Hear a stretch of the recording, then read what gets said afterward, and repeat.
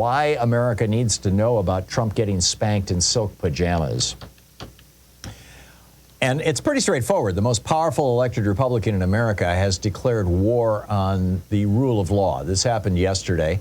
House Speaker Mike Johnson announced that Congress, on behalf of wannabe dictator for a day Donald Trump, is going to use every power available to him and his colleagues to essentially nullify our court system. Here's the exact quote. He said, quote, "President Trump has done nothing wrong here, and he continues to be the target of endless lawfare. It has to stop. And you're going to see the United States Congress address this in every possible way that we can, because we need accountability. All these cases need to be dropped because they're a threat to our system." Right. All these cases and potential future cases include Trump sharing secrets with Russia that burned U.S. and U.S. ally spies, inciting rebellion against the United States on January 6th, running his businesses from the White House while multiple foreign governments poured cash into his properties in violation of the Emoluments Act, stealing national defense secrets from the White House and transporting them to Florida and New Jersey, and then lying to the FBI about them, raping and then threatening and defaming E. Jean Carroll, criminally obstructing investigations into his campaign's ties to Russia, conspiring with Republicans in multiple states to defraud the American people with forged electoral college certificates, threatening Georgia's Secretary of State with criminal prosecution if he wouldn't, quote, "find 11,780 votes, which is one more than we have," violating campaign finance laws on multiple occasions, committing tax and insurance fraud, and extorting a foreign leader, Mr. Zelensky, to manufacture dirt on his political opponent. And those are just the most commonly known crimes of Trump. I mean, you know, scratch the surface. You know, from his teenage years writing C on the applications of black people who wanted to rent apartments from his father in violation of the law, to decades of business crimes, including a fraudulent university and a fake charity, to stealing money from thousands of employees and contractors. Trump's been a one-man crime wave his entire life. And now, you know, given the choice between throwing in with a career criminal or defending America's criminal justice system, the rule of law, separation of powers, the Republicans have chosen to throw in with a crook. I'm telling you, Barry Goldwater and Everett Dirksen are rolling over in their graves. You know, the guys who told Richard Nixon, "You got to resign, buddy." Our rule of law system started on June 15th, 1215, in a plain in northern England called Runnymede, where the barons of England forced King John to sign the Magna Carta. It basically guaranteed habeas corpus rights to the British nobility, and for about 400 years it was only the British nobility, but then in the 1600s it got extended to knights, and then in the 17 and 1800s these rights became, you know, were applied to pretty much everybody. Here in the United States, we got these rights in 1789 when the Constitution was ratified by the 13 states. But even now, America has two political parties, and one of them is following the example of Russia and Hungary, whose leaders earlier, just in this century, the 21st century, rejected democracy in favor of oligarchy and autocracy. They've turned away from this 809-year-long tradition. You know, John Adams used to talk about America being a government of laws and not men. Right. That's not what's going on right now. Here's how it lays out. This is what's really going on. I mean, everybody's talking about how, you know, this case is about Stormy Daniels and his covering. You know, in fact, they refer to it on television constantly. Every time they do, I bang my head against the wall. You know, I'm starting to get a callus. It's just incredible, calling it the hush money trial, right? It's not a hush money trial. It's an election interference trial, to be very, you know, bland about it.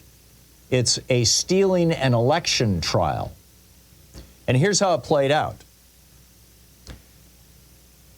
Russian intelligence in the days before October 7th learned that U.S. news agencies had acquired the Access Hollywood tape. On October 7th, that tape dropped, the morning of October 7th. And this is 4 weeks before the November 8th election.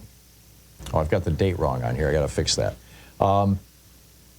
And it appears that they, along with Donald Trump, Michael Cohen, and David Pecker, choreographed a series of efforts to refocus voters' attention on Hillary Clinton and prevent the story of Trump's previous philandering from coming out. The Access Hollywood tape dropped at 3:30, just 30 minutes after, I said it in the morning, it was 3:30 in the afternoon, after the Department of Homeland Security and the Department of National Intelligence issued a joint press release saying, and I quote, "The U.S. intelligence community is confident that the Russian government directed the recent compromise of emails from U.S. persons and institutions, including from U.S. political organizations. The recent disclosures of alleged hacked emails on sites like DC Leaks and WikiLeaks, led by the Guccifer 2.0 online persona, are consistent with the methods and motivations of Russian-directed efforts. These thefts and disclosures are intended to interfere with the U.S. election process. Such activity is not new to Moscow. The Russians have used similar tactics and techniques across Europe and Eurasia, for example, to influence public opinion. We believe, based on the scope and sensitivity of these efforts, that only Russia's senior-most officials could have authorized these activities." So the Access Hollywood tapes drops, and immediately Russia drops the Hillary Clinton emails. That same month, Charles McGonigal, who is the FBI agent in charge of investigating Trump's links to Russia, who we now know was actually a Russian agent. He's in prison right now for being a Russian agent. But he ran the FBI office in New York and was in charge of looking into Trump's connection to Russia. He was also shared a bunch of common friends with Rudy Giuliani. And his office started leaking Hillary's emails. And on October 26th, now this is 2 days before this all came out, Rudy Giuliani goes on Fox so-called news and basically says, we're talking some pretty big surprises. We got a couple things up our sleeve that should turn this around. You're going to hear about these in the next few days. 2 days later, Jim Comey caves to the pressure from McGonigal, the Russian agent, Russian intelligence, and Giuliani, and holds a press conference on October 28th to announce a new investigation into Hillary Clinton's emails. And Hillary Clinton was outraged. She says, we're 11 days out from perhaps the most important national election in our lifetimes. Voting's already underway. So, you know, when you look at this, what you see is that Donald Trump and Russia conspired together to distract us from the Access Hollywood tapes at the same time that Donald Trump, Michael Cohen, and David Pecker were conspiring to prevent us from knowing that not only did he talk about grabbing women, but he actually did it, you know, with a porn star and a Playboy bunny, with two women that we know of. And of course, he raped E. Jean Carroll, and he's been convicted of that. So here we are. This guy has a very good chance of becoming president of the United States. How does that happen? I don't have a friggin' clue. Well, actually, I do. It's the racism, stupid. I mean, that's how insane America has become.